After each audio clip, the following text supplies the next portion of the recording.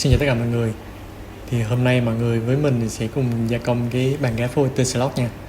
Thì mình có để một cái bản vẽ mô phỏng trên đây cho mọi người xem qua nha. Ở clip này thì mình có sự nâng cấp hơn về mặt dụng cụ cắt. Mọi người cùng đón xem mình gia công cái tấm sắt hen rỉ này thành một cái bàn ghế phôi.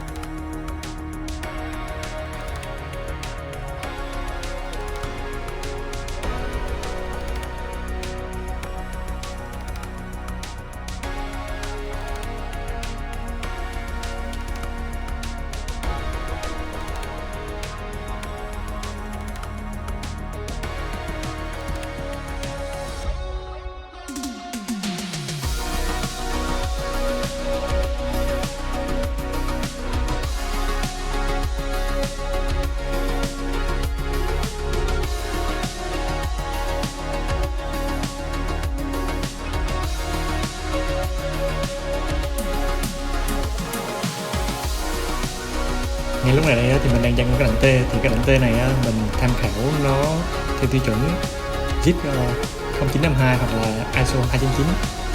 Hai cái tiêu chuẩn này thì nó sẽ giống nhau, mà ra mọi người có thể tham khảo nó theo tiêu chuẩn DIN 650 cũng được. Và còn chú ý thêm ở đây là mọi người cần quan tâm theo cái bước của hai cái rãnh này, tức là tâm của hai cái rãnh T-Slot này.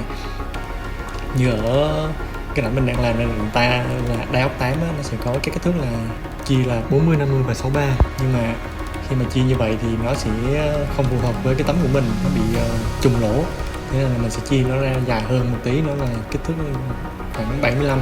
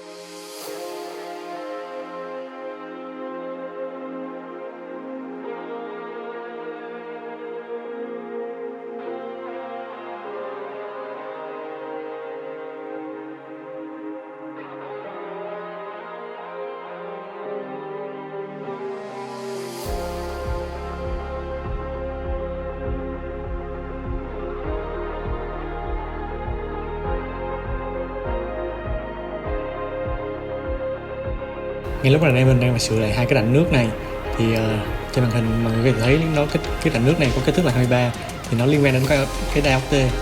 Đai ốc T này theo tiêu chuẩn DIN và zip thì kích thước tối đa của nó chiều dài nó chỉ từ 14 đến 15 mm thôi, nhưng mà cái con ốc bán trên sàn thương mại điện tử lại có kích thước từ 22 đến 23 nên là mình phải phay rộng ra thì mới có thể đưa con ốc đó vào được.